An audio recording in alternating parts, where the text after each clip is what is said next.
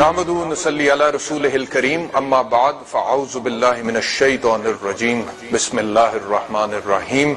تمام تعریفیں اللہ کے لیے ہیں جو تمام جہانوں کا مالک ہے۔ خواتین و حضرات، مغرب میں سائنس پر ہونے والی تحقیق کے نتیجے میں وہاں کے کچھ محققین نے، وہاں کے کچھ دانشوروں نے یہ دعویٰ کیا کہ اسلام میں اور نعوذ باللہ قرآن میں سچائی نہیں۔ قصص الاسلام کے پہلے چند پروگراموں میں ہم نے جواب دعویٰ دیا کہ اگر آپ عقل رکھتے ہیں، اگر آپ منطق رکھتے ہیں، اگر آپ غور و فکر کرنے کی صلاحیت رکھتے ہیں، اگر آپ تفکر و تدبر کر سکتے ہیں اور اگر آپ قرآن کو پڑھ سکتے ہیں تو اس کتاب کو پڑھیے جو اپنی آیات کھول کھول کر 1400 سال پہلے انسانیت کے سامنے رکھ رہا تھا، اور اس میں عقل رکھنے والوں کے لیے نشانیاں ہیں جیسا کہ اللہ رب العزت اسی کتاب میں فرماتے ہیں۔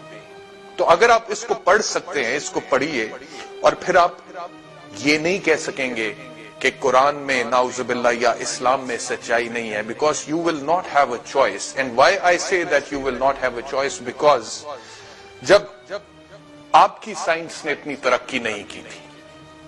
جب انسانوں کی یہ بریڈ جو آج کرۂ ارض پر زندہ ہے، زندگی گزاری ہے 6.5 ارب کے قریب انسان جنہیں ہومو سیپینس کہا جاتا ہے،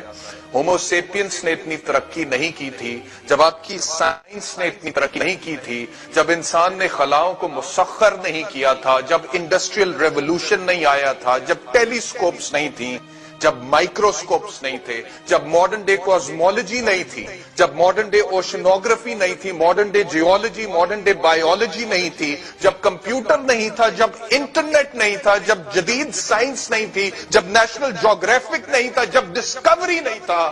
تب بھی 1400 سال پہلے قرآن تھا،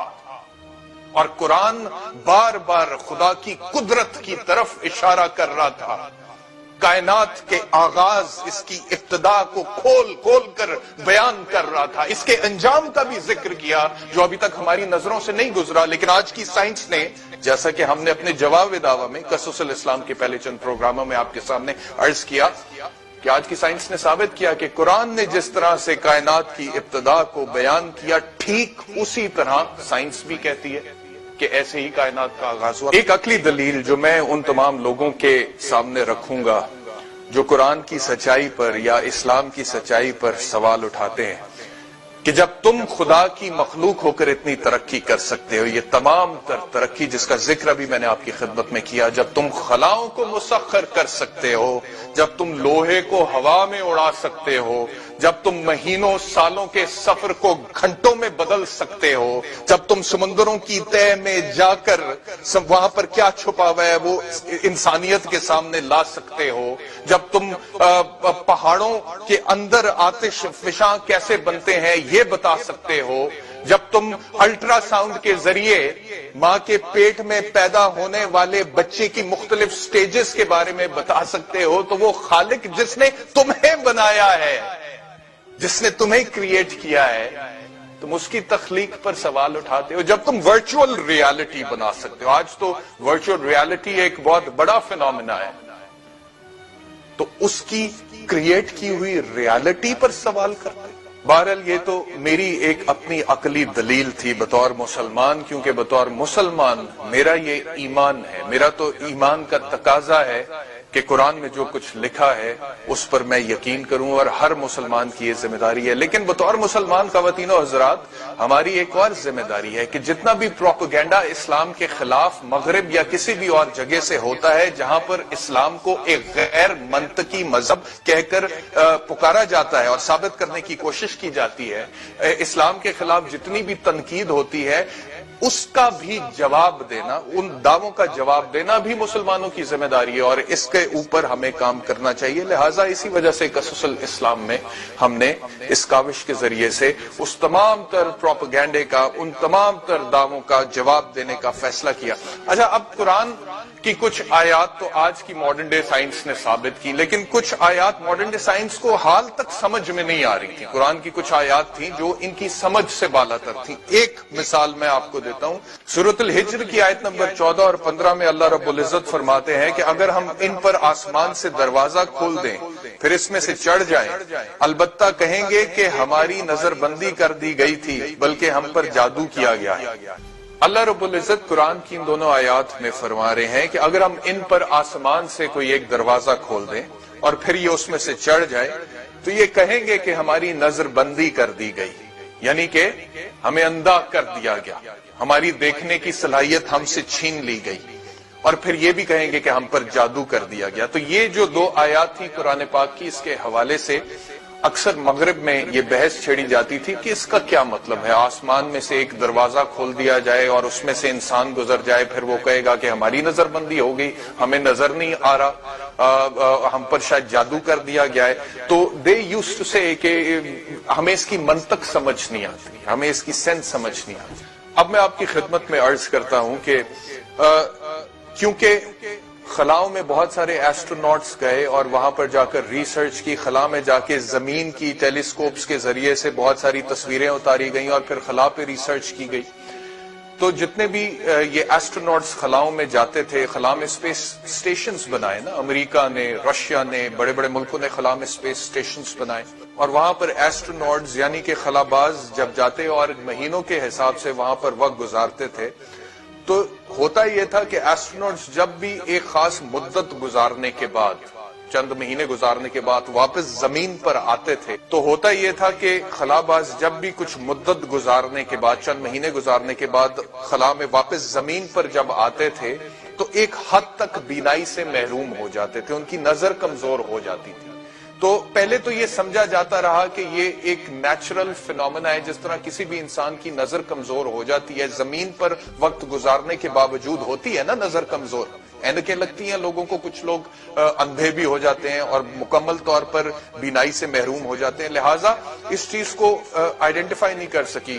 یہ ناسا یا جتنی بھی ریسرچ سوسائٹیز تھیں کہ جتنے بھی ایسٹروناٹس خلا باز واپس آ رہے ہیں، ایک خاص وجہ سے ان سب کی نظر جو ہے وہ کمزور ہو رہی ہے، اور یہ ایک خاص حد تک تمام کے تمام ایسٹروناٹس بینائی سے محروم ہو رہے ہیں۔ تو یہ 2005 تک ناسا کو ادراک نہ ہو سکا، لیکن 2005 میں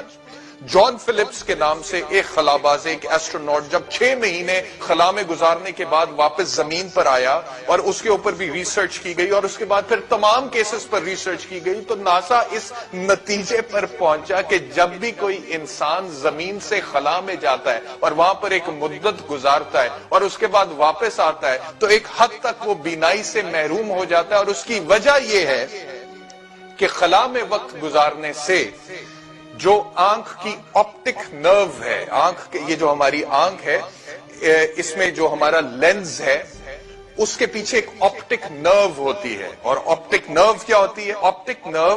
آنکھ کو دماغ سے کنیکٹ کرتی ہے، یہ وہ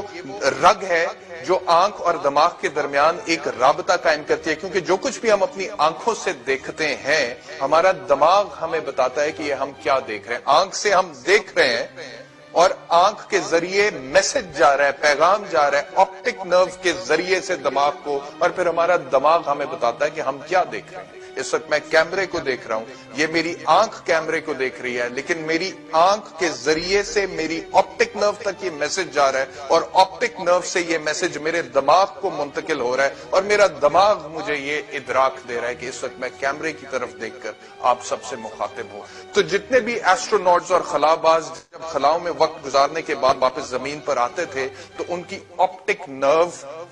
میں سوجن ہو جاتی تھی، وہ سوج جاتی۔ تو 2010 میں ناسا اس نتیجے پر پہنچی، 5 سال کی ریسرچ کے بعد 2005 میں آئیڈینٹیفائی کیا، 2010 میں اس نتیجے پر پہنچی کہ جتنے بھی ایسٹروناٹس واپس آ رہے ہیں یہ سب کے سب جو ہیں اس وجہ سے بینائی سے ایک حد تک محروم ہوتے چلے جاتے ہیں اور ہو جاتے ہیں، اور اس کے بعد وہ جو بینائی چلی جاتی ہے اس کا واپس آنا بھی ممکن نہیں ہوتا، وہ irreversible ہوتی ہے، کیونکہ خلا میں وقت گزارنے سے ان کی نظر کمزور ہو جاتی ہے، بینائی سے یہ ایک حد تک محروم ہو جاتے ہیں۔ تو یہ جو قرآن کی آیت ہے جو میں نے آپ کی خدمت میں عرض کی، سورۃ الحجر کی آیت نمبر 14 آیت نمبر 15، جس میں اللہ رب العزت نے فرمایا کہ اگر ہم ان پر آسمان سے ایک دروازہ کھول دیں، خلاؤں میں جانا ایسے ہی ہے کہ اللہ کی طرف سے آسمان میں ایک دروازہ کھل جانا انسانیت کے لیے، تو یہ اس میں سے گزر تو جائیں گے، لیکن اس کے بعد واپس آ کر یہ کہیں گے کہ ہماری نظر بندی کر دی گئی، ہم پہ جادو کر دیا گیا۔ تو اب شاید وہ تمام لوگ جو 2010 میں ناسا کی ریسرچ کے بعد یہ کہہ رہے ہیں، اس فینومینا کو ایکسپٹ کر رہے ہیں، انہیں قرآن کی سچائی پر یقین آ جائے، کیونکہ قرآن نے تو یہ بات 1400 سال پہلے کہہ رہی تھی، اور 1400 سال پہلے تو انسان خلاؤں کو مسخر بھی نہیں کر سکا تھا، خلاؤں تو دور کی بات، ہوائی جہاز کا بھی کوئی کانسیپٹ نہیں تھا۔ یقیناً قرآن میں عقل رکھنے والوں کے لیے نشانیاں ہیں۔ کل انشاءاللہ آپ سے دوبارہ ملاقات ہوگی، اپنا خیال رکھیے، اللہ حافظ۔